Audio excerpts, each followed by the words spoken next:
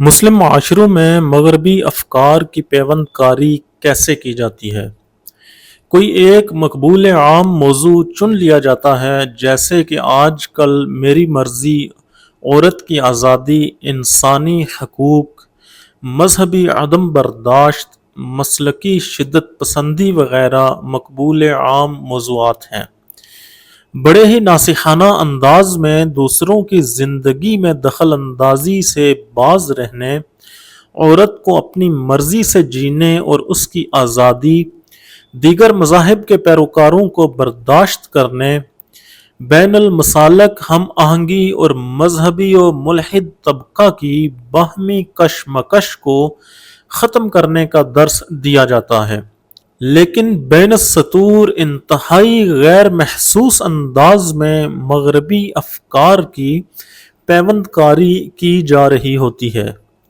اس میں ایک مخصوص طبقہ کی دکانداری ہی عورت کی آزادی سے شروع ہوتی ہے اور قادیانیوں کی مطلقاً مذہبی آزادی پر ختم ہوتی ہے۔ وہ اس لیے کہ اس میں اکثریت ہی قادیانیت نواز ہیں، جن کے نزدیک اپنے مذہب کی تبلیغ کے لیے عورت کا استعمال بھی ذرہ بھر معیوب نہیں۔ امت مسلمہ کی امم سابقہ پر فضیلت کا باعث یہ ہے کہ یہ امت نیکی کا حکم دیتی ہے اور برائی سے روکتی ہے، اور اسی چیز کو آج دوسروں کی زندگی میں دخل اندازی کا نام دے کر ممنوع قرار دینے کی کوشش کی جاتی ہے۔ یعنی کہ کوئی مسلم معاشرے کا فرد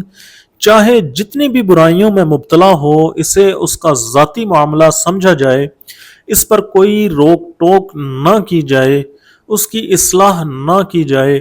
اسے نیکی کی طرف رغبت نہ دلائی جائے، اسے گناہوں کے ترک کرنے کی نصیحت نہ کی جائے، کیونکہ اگر ایسا کیا تو یہ اس کی زندگی میں دخل اندازی ہے۔ یوں ہی عورت کو اس کی مرضی سے جینے کا حق دیا جائے، یہ سب سے زیادہ مقبول عام جملہ ہے، لیکن بولنے والے اور اس پر داد و تحسین کے ڈونگرے برسانے والے یہ نہیں جانتے کہ مسلم مرد ہو یا عورت، بنیادی طور پر اس کا ایمان اس بات کا تقاضا کرتا ہے کہ اس کا ہر قول و فعل اس کے خالق کی مرضی و منشا کے تابع ہو۔ اس میں عورت ہی کی تخصیص نہیں بلکہ مرد بھی اپنی زندگی جینے کے طور طریقوں میں اپنے خالق کا پابند ہے۔ در حقیقت اس آزادی سے مراد عورت کی مذہبی، اخلاقی اور معاشرتی حدود و قیود سے آزادی ہوتی ہے۔ اسے بھرپور طریقے سے سپورٹ کیا جاتا ہے، کیونکہ اس میں بھی ایک طبقے کے جنسی و مادی مفادات وابستہ ہوتے ہیں۔ بین المذاہب ہم آہنگی کے نام پر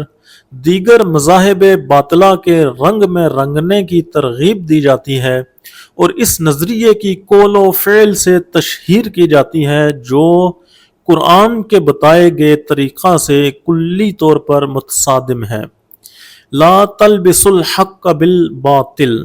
قرآن کہتا ہے کہ حق و باطل کو خلط ملط نہ کرو، یعنی ایسا طرز عمل اختیار نہ کرو کہ حق اور باطل کی جدا جدا پہچان مشکل ہو جائے، جبکہ یہاں ہم آہنگی کے نام پر اختلاط کی تلقین کی جاتی ہے۔ بین المسالک شدت پسندی تو اس طبقے کا مرغوب موضوع ہے، لیکن اس شدت پسندی کا بیج کس نے بویا، یہ نہ انہیں بتایا جاتا ہے اور نہ ہی انہیں معلوم ہوتا ہے۔ اردو میں ضرب المثل مشہور ہے کہ ہر چمکنے والی چیز سونا نہیں ہوتی، تو جان لیں کہ ہر چمکتی چیز سونا نہیں ہوتی، کہیں کہیں لوہے اور پتل پر بھی سونے کا پانی چڑھا لیا جاتا ہے۔